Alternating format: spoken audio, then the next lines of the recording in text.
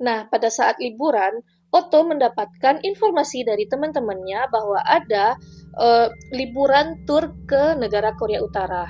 Dan di sana, si Otto dijatuhi hukuman 15 tahun kerja paksa di Korea Utara. Akhirnya Otto wafat di umur 22 tahun. Assalamualaikum teman-teman, kembali lagi di channel YouTube Hidayatul Hasanah. Kalau kalian suka dengerin cerita, jangan lupa like, komen, dan subscribe ya guys ya.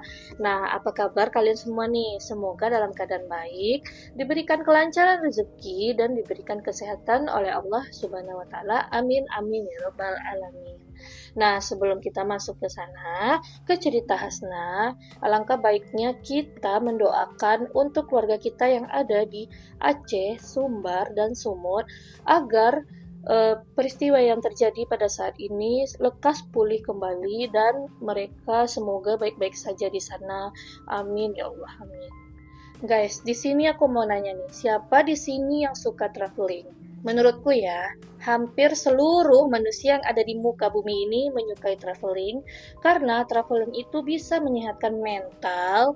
Nah, bagi kalian yang suka traveling, pasti kalian bahagia tuh pergi ke suatu tempat. Dan kalian pasti memilih-milih tempat di mana kalian harus pergi.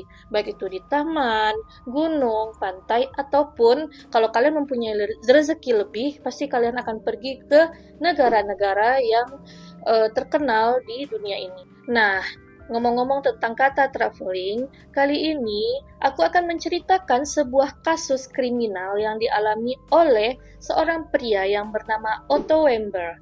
Nah, untuk mempermudah, mari kita sebut saja namanya Otto. Otto sangat suka traveling, guys. Nah, kali ini dia melakukan perjalanan ke negara Korea Utara. Ya, kalian nggak salah dengar, ke Korea Utara. Yang dimana negara ini sangat tertutup dan mempunyai aturan yang sangat ketat. Nah, tanpa ragu, Otto mengikuti perjalanan itu ke Korea Utara hingga akhirnya dia harus didekam penjara 15 tahun lamanya di Korea Utara. Penasaran dengan kisahnya? Yuk tonton sampai habis.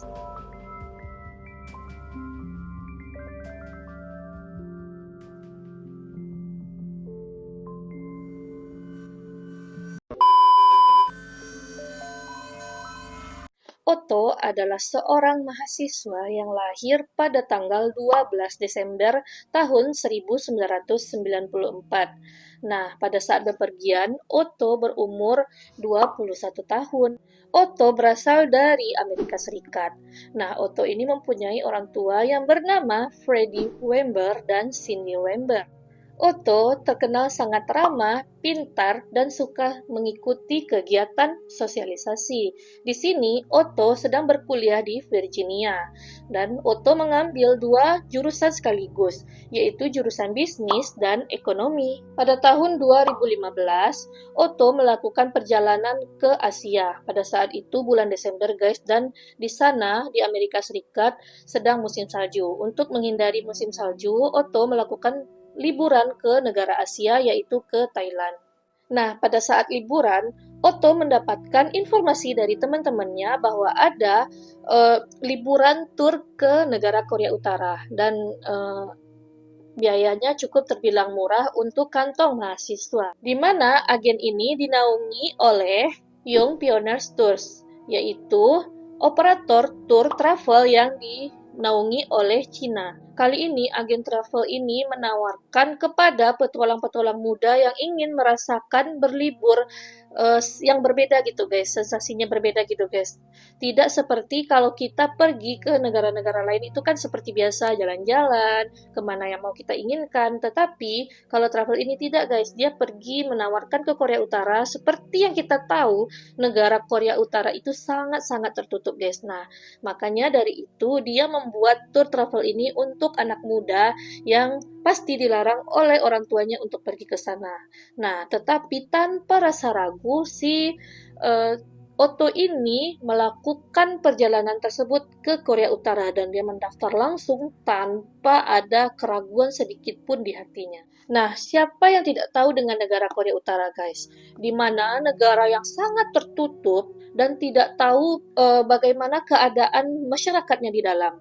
Nah, aku sangat tertarik ya guys ya, jujur kalau aku pribadi aku sangat tertarik dengan negara Korea Utara ini.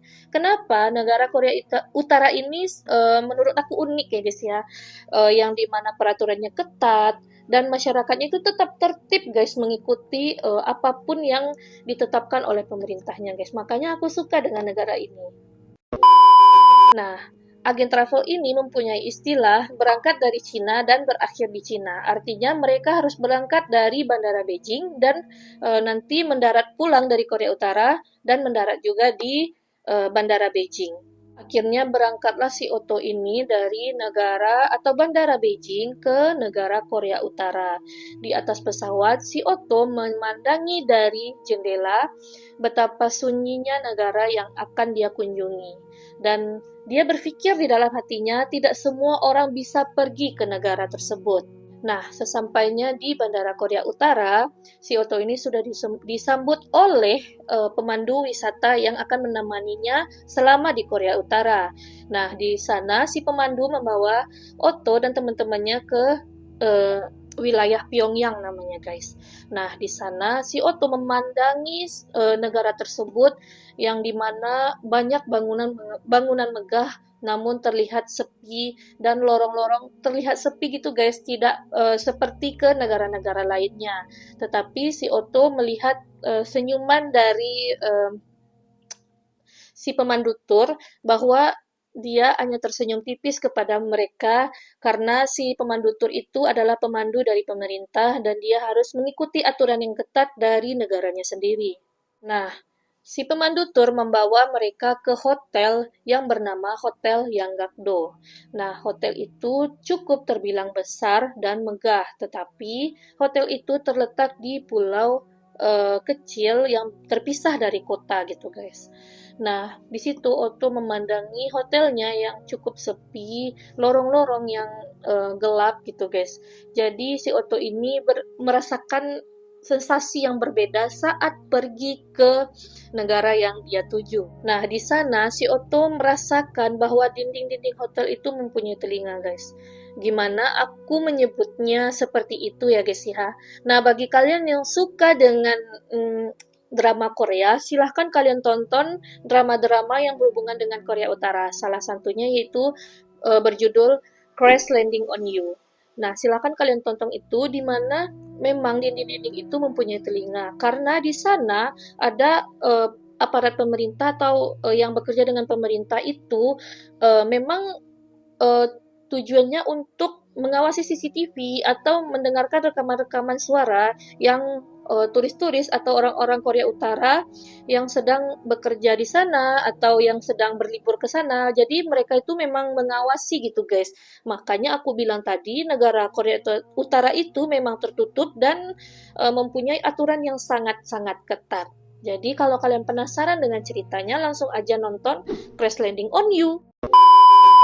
Di sana mereka sangat dipandu oleh pemandu tur, guys. Mereka tidak bisa pergi seenak yang mereka inginkan. Mereka harus pergi ke sini, ke sana, tidak bisa, guys. Jadi mereka harus diikat oleh peraturan pemerintah di sana. Nah, si pemandu tur pun memilih tempat-tempat yang lebih hati-hati untuk mereka bisa pergi ke sana. Seperti museum yang megah, tempat propaganda, atau tempat-tempat lainnya yang menurut pemerintah itu bisa dikunjungi oleh turis setempat. Akhirnya malam tahun baru pun tiba, di mana Otto dan teman-temannya dibawa oleh pemandu tur ke sebuah kota yang sudah disediakan untuk melihat atraksi dan pertunjukan-pertunjukan yang akan dilakukan oleh masyarakat setempat agar turis-turis yang datang ke sana ada hiburan lah gitu guys. Nah, akhirnya di sana Otto dan teman-temannya melihat atraksi yang dilakukan oleh warga setempat. Nah, setelah acaranya selesai, si Otto dan teman-temannya kembali ke hotel dan di sana mereka melanjutkan hiburannya dengan minum-minum atau melakukan permainan yang telah disediakan hotel untuk menghabiskan malam tahun baru. Pada tanggal 2 Januari 2016, di sana Otto dan teman-temannya harus pulang kembali ke tempat asal mereka guys, karena sudah 6 hari mereka di sana. Nah, pada saat check-in di bandara, Otto disamperin 2 orang berseragam, guys. Nah, pantas saja itu polisi atau tentara dari Korea Utara. Nah, di sana mereka mengajak Otto untuk ikut kembali ke Korea Utara.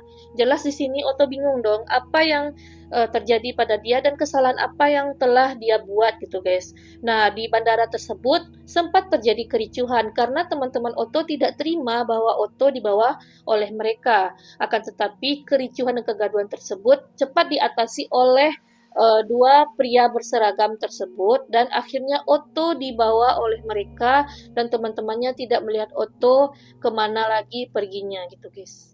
Tak lama setelah itu akhirnya keluarlah, guys, berita tentang si Otto. Nah, berita ini dikeluarkan oleh Korean Central Television, yaitu KCTV. Dan KCTV ini milik Korea Utara. Di sana mereka menayangkan CCTV tentang si Otto ini mengambil poster, guys, poster propaganda.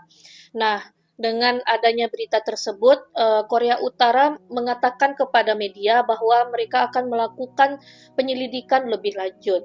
Akhirnya guys, pada bulan Januari 2016, tidak lama setelah tahun baru itu, akhirnya si Otto dibawa ke persidangan atau pengadilan Korea Utara. Di sana si Otto dipakaikan baju yang bagus, seragam yang pokoknya bagus, rapi dan dasi yang bagus lah guys. Di sana si Otto disuruh untuk mengakui kesalahannya dan dia mengakui kesalahannya tersebut dan mengatakan bahwa dia memang benar mencuri poster propaganda di area berbatas hotel. Dan di sana si Otto mengatakan dengan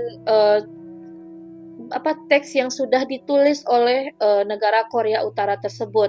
Dia mengatakan sambil menangis dan tertekan gitu guys. Pokoknya mukanya itu menangis gitu guys. Nah, melihat hal itu banyak yang mengatakan bahwa si Otto ini ditekan oleh negara Korea Utara.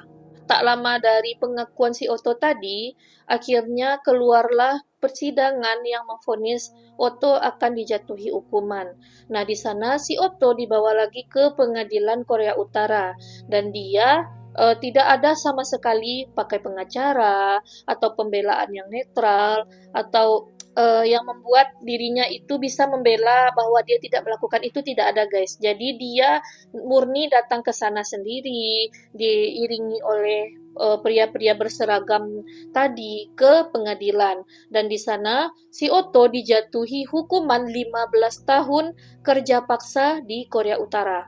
Nah, tentu membuat Amerika Serikat dan dunia itu sangat terkejut gitu guys. Padahal kesalahan yang dilakukan itu tidak berat, tetapi kenapa dia harus mendapatkan hukuman selama itu?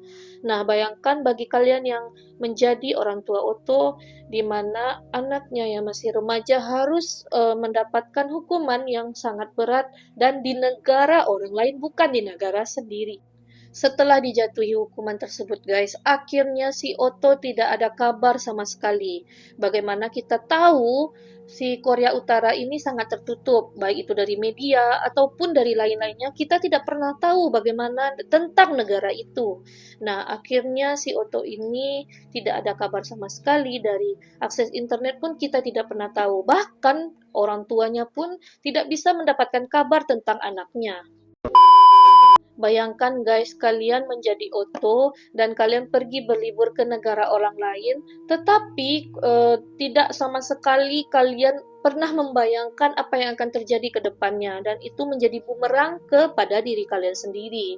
Setelah lama, akhirnya kabar Otto ini diberitahukan oleh Korea Utara pada bulan Juni tahun 2017, yang dimana mereka menyampaikan bahwa si Otto ini lagi sakit, guys.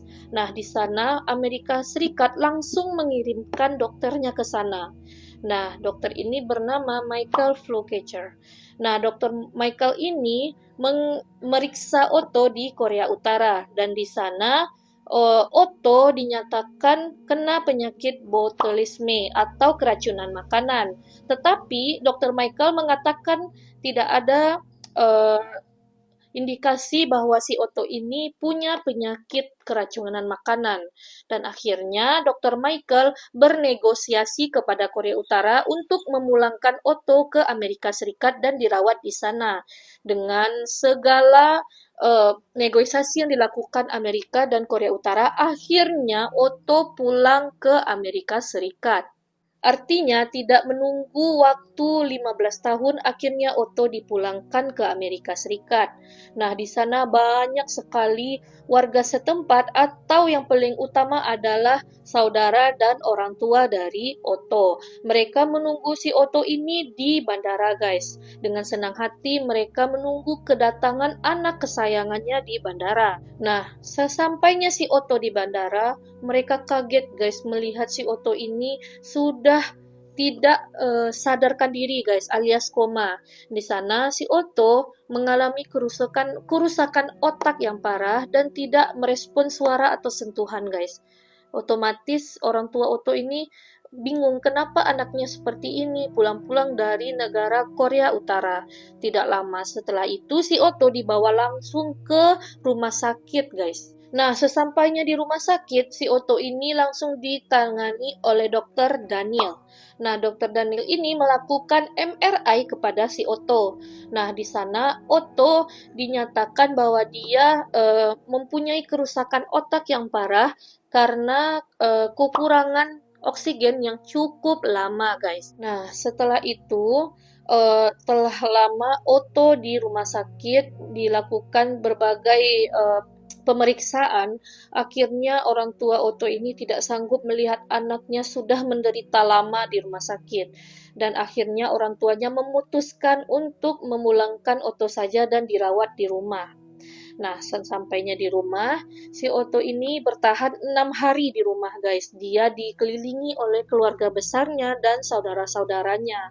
Hingga akhirnya Otto ini dinyatakan wafat pada 19 Juni 2017 dan Otto itu berusia 22 tahun, guys. Akhirnya Otto wafat di umur 22 tahun. Akhirnya si Otto ini dimakamkan di Ohio dan saat pemakaman dihadiri oleh sahabat, keluarga besar, politisi, penjabat kampus atau warga-warga lokal setempat yang bersimpati kepada si Otto. Nah, setelah terjadi pemakaman ini, si orang tua dari Otto mengecam Korea Utara telah melakukan tindakan kekerasan kepada si Otto. Jelas-jelas ini mendapatkan simpati dari warga Amerika Serikat karena dia telah melihat keadaan dari si Otto yang sangat mengenaskan. Tak lama dari kematian Otto, akhirnya keluarlah peraturan pemerintah yang mengatakan bahwa tidak boleh warga Amerika Serikat tersebut untuk pergi ke Korea Utara melakukan perjalanan. Kecuali, guys, ini ada kecualinya, atas izin dari pemerintah. Dan yang lebih mencekam lagi adalah kasus Otto ini disebut dengan pelanggaran HAM global, guys. Karena kasus Otto ini tidak main-main dan yang membuat nyawa melayang dan Otto meninggal pada saat pulang dari Korea Utara. Makanya kasus ini disebut pelanggaran HAM global oleh Amerika Serikat. Dan lebih banyak lagi kebijakan dan peraturan-peraturan yang dikeluarkan Amerika Serikat tentang kasus si Otto ini, guys. Jadi kasus ini tidak main-main ya, guys ya, karena merenggut nyawa seseorang. Begitulah akhir cerita dari kasus Otto Warmbier. Nah, yang dimana dia pergi untuk senang-senang ke Korea Utara supaya mendapatkan liburan yang sensasinya berbeda, malah bumerang kepada dirinya sendiri. Oke guys, terima kasih telah mendengarkan cerita Hasnah dari awal sampai akhir. Semoga kalian suka dengan ceritaku dan aku akan menceritakan hal-hal lain lagi yang menarik untuk kalian dengarkan. Dan bye-bye, wassalamualaikum.